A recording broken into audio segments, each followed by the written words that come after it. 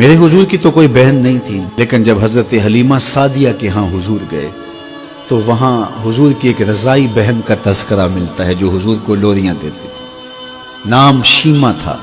تو شام کے وقت جب خواتین کھانا پکانے میں مصروف ہونے لگتی تو بہنیں ویر اٹھا کر کے باہر لے جاتی۔ ہر بہن کا خیال یہ ہوتا کہ میرے ویر سے سونا زمانے میں کوئی نہیں۔ کہتے ہیں خوبصورتی دیکھنے والے کی آنکھ میں ہوتی ہے، جس کے ویر کا رنگ سونا ہوتا تو وہ کہتی رنگ نہیں تو کچھ بھی نہیں ہے، اور جس کے نقوش تیکھے ہوتے تو وہ کہتی کہ رنگ کا کیا ہے، حسن تو نقوش میں ہوتا ہے۔ جس کی آنکھیں خوبصورت ہوتی وہ کہتی میرے ویر کی جھیل جیسی آنکھیں تو دیکھو۔ اب یہی بنو سعد کے محلے میں ہوتا، بچیاں اپنے ویر اٹھا کے لے آتی، ایک کہتی میرے ویر ورگا کوئی نہیں، دوسری کہتی میرے ویر جیسا نہیں۔ اتنے میں حضرت شیمہ اپنا ویر محمد اٹھا کے لے آتے اور دور سے کہتے نہیں میرا ویر بھی آ گیا، تو سب کے سر جھک جاتے، کہتے نہیں نہیں نہیں نہیں شیمہ تیرے ویر کا مقابلہ تو نہیں نا، ہم تو آپس میں بات کر رہی ہیں۔ اور پھر جب کسی بہن کے ویر کو متفقہ طور پہ ساری کہہ دیں کہ تیرا ویر ہی سونا ہے تو پھر اس کا فخر تردید نہیں ہوگا نا، پھر ان کا ذوق آسمان کو چھونے لگتا۔ ابن حشام سیرت کی سب سے پہلی کتاب، اس میں یہ واقعہ لکھا ہے کہ پھر حضرت شیمہ حضور کو اپنی آغوش میں لے کے سمیٹتی اور پھر چومتی اور پھر وہ لوری دیتی، اور وہ لوری کے لفظ بھی لکھے ہیں، ربنا ابق لنا محمدا حتی اراہ یافعا وامردا، اللہ میرے ویر محمد کو سلامت رکھنا۔ آج یہ پالنے میں بچوں کا سردار ہے، کل وہ لمحے آئے جوانوں کا بھی سردار، اور پھر جھوم جاتی اور کیا خوشی ان کی دیدنی ہوتی۔ اور پھر وہ منظر بھی آیا کہ حضور علیہ السلام مکے چلے گئے اور یہ جوان ہوئی اور پھر ان کی شادی کسی قبیلے میں ہو گئی۔ آقا کریم نے اعلان نبوت کیا، 13 سال کا وقت کٹا اور پھر حضور مدینہ شریف چلے گئے۔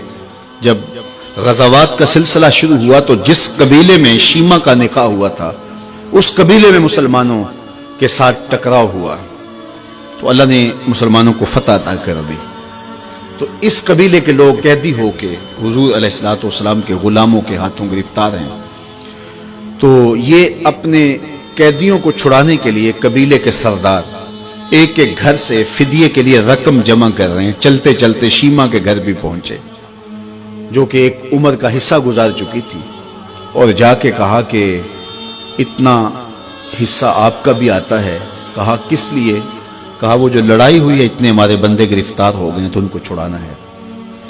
تو چلتے چلتے باتوں میں کسی کے لبوں پہ حضور کا نام آ گیا تو شیمہ نے کہا اچھا انہوں نے تمہارے لوگ پکڑے؟ کہا ہاں۔ تو کہا پھر تم رقم اکٹھی نہ کرو، مجھے ساتھ لے چلو۔ انہوں نے کہا تجھے ساتھ لے چلیں؟ کہا تم نہیں جانتی وہ میرا ویر لگتا ہے، وہ میرا بھائی لگتا ہے۔ قوم کے سرداروں کے ساتھ حضرت شیمہ حضور کے نوری خیموں کی جانب جا رہی ہیں اور صحابہ ننگی تلواروں سے پہرا دے رہے۔ یہ مکی دور تو تھا نہیں، یہ مدنی دور تھا۔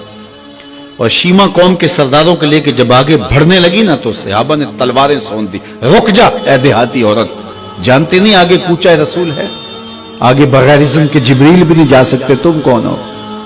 تو شیمہ نے جو لفظ کہے وہ لفظ نہیں ہے، اس نے کہا خلو سبیلی وَعَلَمُوا أَنَا أُخْتُ نَبِيِّكُمْ، میری راہیں چھوڑ دو، تم جانتے نہیں میں تمہارے نبی کی باجی لگتی ہوں۔ تلواریں جھک گئیں، آنکھوں پر پلکوں کی چلمنے آ گئی، راستہ چھوڑ دیا۔ حضور کے خیمہ نوری میں داخل ہوئی تو حضور نے دیکھا، پہچان لیا، اٹھ کے کھڑے ہو گئے۔ فرمایا بہن کیسے آنا ہوا؟ آپ کے لوگوں نے ہمارے کچھ بندے پکڑے چھڑانے آئی۔ تو فرمایا بہن تو نے زحمت گوارا کیوں کی؟ تو پیغام بھیج دیتی میں یوں ہی چھوڑ دیتا، لیکن تم آ گئی ہو، اچھا ہوا ملاقات ہوئی۔ پھر حضور نے قیدیوں کو چھوڑنے کا اعلان کیا اور کچھ گھوڑے اور چند جوڑے حضرت شیمہ کو حضور نے تحفے کے طور پہ دیے۔ ویروں کے دروازے پر بہنیں آئیں تو ویر خالی تو موڑا نہیں کرتے، تو حضور نے بہت کچھ عطا کیا۔ اور پھر رخصت کرنے خیمے سے باہر آئے تو صحابہ کی جماعت منتظر تھی۔ فرمایا صحابہ جب میں قیدی چھوڑا کرتا ہوں میری عادت تمہیں معلوم ہے کہ میں پہلے تم سے مشاورت کیا کرتا ہوں، آج ایسا موقع آیا کہ میں تم سے مشاورت بھی نہیں کی اور قیدی بھی چھوڑ دیے۔ کہا جو چاہیں آپ کریں، لیکن کیوں مشاورت نہیں فرمائی؟ حضور اگر ارشاد فرما دیں تو فرمایا اس لیے کہ میرے دروازے پہ میری بہن آ گئی تھی۔ کوئی لاؤ تو صحیح زمانے میں ایسا، کوئی لاؤ تو صحیح زمانے میں یہ جمال اور یہ حسن اور یہ کمال رکھنے والا، تو پھر کیوں نہ ہم اپنی ساری زندگی اس آقا کے نام لگاتے ہیں۔